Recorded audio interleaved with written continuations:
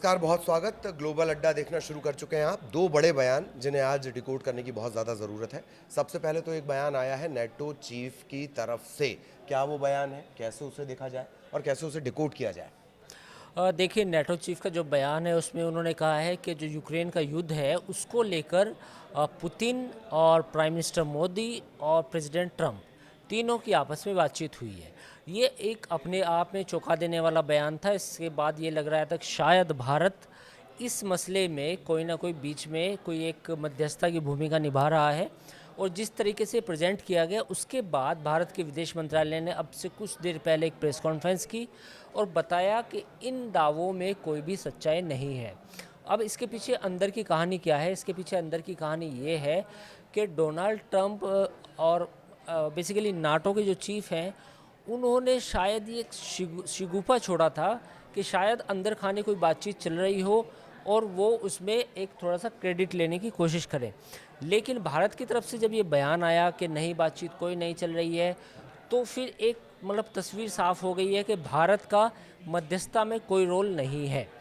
अच्छा, नाटो के चीफ ने एक बात और कही कि भारत जो है रूस से जो तेल खरीद रहा है अपनी एनर्जी ज़रूरतों के लिए, उसको लेकर दबाव में है अमेरिका के। तो भारत ने साफ कर दिया है कि हम किसी के दबाव में भी नहीं हैं। तो कुल मिला के ये क्लैरिफिकेशन आया है, जिसके बाद अब लग रहा है कि रूस और अमेरिका कोई भी बातचीत करेंगे वो इंडिपेंडेंट होगी और भारत का उसमें कोई लेना देना नहीं होगा। जिस तरीके की शब्दावली विदेश मंत्रालय की तरफ से इस्तेमाल की गई है कि वो आगे भी थोड़ा बचें इस तरह की बातों को कहने से। लेकिन एक चीज़, ये एक सब क्वेश्चन की तरह मैं लेना चाह रहा हूँ कि बड़ी महत्वपूर्ण जिम्मेदारी है नेटो चीफ की।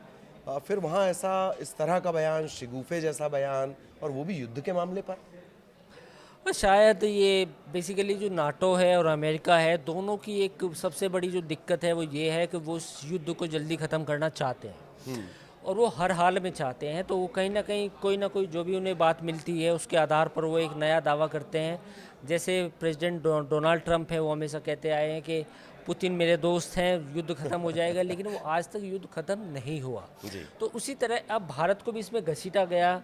जैसे आपने पिछले 2-3 महीनों में देखा कि रूस और यूक्रेन की जंग में भारत का कोई लेना देना नहीं है, लेकिन ऑयल को लेके, ऑयल इंपोर्ट को लेके जिस तरह एक माहौल बनाया गया, भारत पर टैरिफ लगाया गया 50%, वो कहीं ना कहीं दिखाता है कि वो युद्ध को ख़त्म करना चाहते हैं। उसका आसपास जो भी कोई कंट्री है, जो रिलेटेड देश है, उन पर भी दबाव बना दिया जाए ताकि ये युद्ध ख़त्म हो जाए और अमेरिका को वाहवाही मिल जाए। एक ग्लोबल लोकप्रियता भी इसकी वजह हो सकती है। जॉर्ज मेलोनी को लेकर हमने एक बड़ा लंबा चौड़ा एपिसोड भी बनाया, जिस तरह की बात उन्होंने कही। तो चलो, भारत को इंक्लूड कर लो, एक दबाव बन जाएगा, ये भी एक बड़ी वजह हो सकती है। दूसरा प्रमुख बयान आया है ट्रंप की तरफ से। वो कह रहे हैं कि हम नेतन्याहू को वेस्ट बैंक पे कब्जा नहीं करने देंगे, लेकिन उन्हीं के बयान में सबसे नीचे की लाइन है कि हम गजा युद्ध को खत्म करने के आखिरी गजा युद्ध को खत्म करने के आखिरी दौर में हैं। इसे कैसे देखें?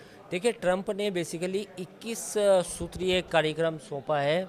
जो वर्ल्ड लीडर्स आए थे वहाँ पे वाइट हाउस में, मुस्लिम कंट्रीज़ थे सब, उनके साथ एक प्लान जो सौंपा है उसमें ये है कि भाई गाज़ा को टेक ओवर नहीं किया जाएगा, जैसा कि डोनाल्ड ट्रंप ने 8 महीने पहले कहा था कि मैं गाज़ा में टेक ओवर करूँगा और गाज़ा की पॉपुलेशन को कहीं सूडान भेज दूंगा और फिर वहाँ पे रियल इस्टेट के वो बीचेस होंगे, ये होंगे, टावर होंगे, ट्रंप टावर होंगे। तो ऐसा कुछ नहीं होने वाला। तो पहली बात तो ये। दूसरा ये कि हमास को कहा गया कि हमास को बाहर निकाला जाएगा। और तीसरी बात ये है कि फ़िलिस्तीन अथॉरिटी या मुस्लिम कंट्रीज़ की एक कमेटी बना के वहाँ पर एक लोकल गवर्नमेंट बनाई जाएगी।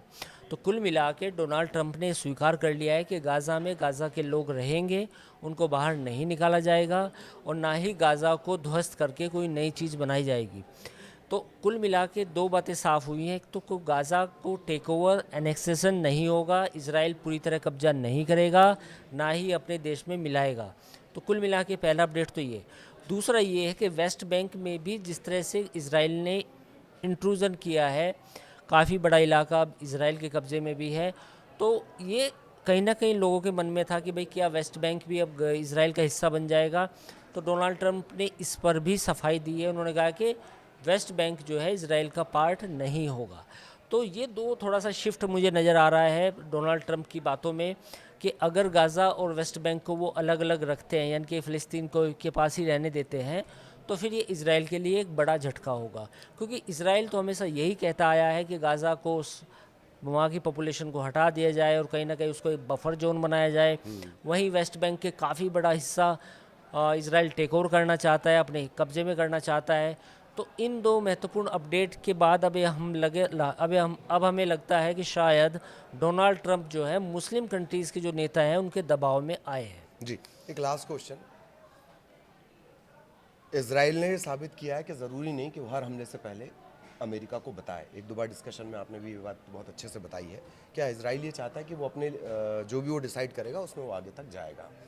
ये जो बात कर रहे हैं ट्रंप, या ये जो फार्मूला लेकर आ रहे हैं ट्रंप, तो इजराइल मानेगा, मनाया जाएगा, या फिर कुछ और नया निकल कर आएगा? देखिए, मनाना तो पड़ेगा अमेरिका को, क्योंकि अब अमेरिका के ऊपर भी दबाव है। यूएन की जो बैठक में लोग हिस्सा लेने आए थे, ज़्यादातर मुस्लिम कंट्रीज़ के लीडर्स थे, उन्होंने भी डोनाल्ड ट्रंप को कहा कि ये इस तरह का जीनोसाइड लंबे समय तक नहीं चल सकता, पूरी दुनिया के लिए, इंसानियत के लिए भी अच्छी बात नहीं है। लेकिन हाँ, हमास को लेके एक थोड़ा सा पॉइंट है कि इज़राइल और अमेरिका दोनों चाहते हैं कि हमास गाज़ा में ना रहे, या जो हमास के जितने भी उसके लड़ाके हैं, फाइटर्स हैं, उनको पकड़ लिया जाए, या वो हथियार छोड़ दें, या उनको गाज़ा से बाहर कर दिया जाए। अब आपका सवाल कि क्या इज़राइल मानेगा? इज़राइल मान सकता है थोड़े से मान मनोबल के बाद, क्योंकि इस समय इज़राइल पर दबाव है। फ्रांस, ब्रिटेन, अमेरिका, पूरा मिडिल ईस्ट, सभी तमाम जो मुल्क हैं वो इस बात को लेकर अमेरिका के ऊपर प्रेशराइज़ कर रहे हैं कि इज़राइल को आप रोकिए ताकि ये युद्ध ख़त्म हो। तो ये स्थितियां हैं, आगे जो भी होगा वो भी आपके लिए रिकॉर्ड करेंगे। फिलहाल मुझे यानी ललित प्रजापति और अंकुर त्यागी, हम दोनों को इजाज़त दीजिए। नमस्कार। नमस्कार।